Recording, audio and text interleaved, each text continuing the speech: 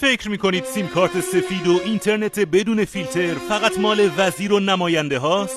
زهی خیال باطل. انگار سلبریتی ها هم سیم کارت از ما بهترون دارن. نفر اول علی اوجی، بازیگر و تهیه کننده ای که لوکیشنش رو زده ایران. پس بگو چرا پارسال تو برنامه جوکر مرگ کمبوجی پسر کوروش رو اونطوری مسخره میکرد. نفرات بعدی المیرا شریفی و رضا رشیدپورن، همون رشیدپوری که هر روز توییت میزد آقا این فیلترینگ رو بردارید، نگو خودش داره با اینترنت این حرفا رو میزنه که اصلا فیلتر نیست. مهران رجبی و علیرضا دبیر هم که خب مشخصه، کسی که وسط جلسه نماز میخونه معلومه که اینترنتش هم باید پاک و بدون فیلتر باشه. اما نفر بعدی استاد علیرضا قربانیه، همونی که میخون خدا رو چه دیدی شاید پر گرفتیم. شما که الانش هم پر گرفتید و رفتید اون بالا. ظاهرا ایشون هم با سیم کارت از ما بهترون اون بالاها سیر میکنن. مگه اینا بیشتر از یه سلبریتی ساده هن؟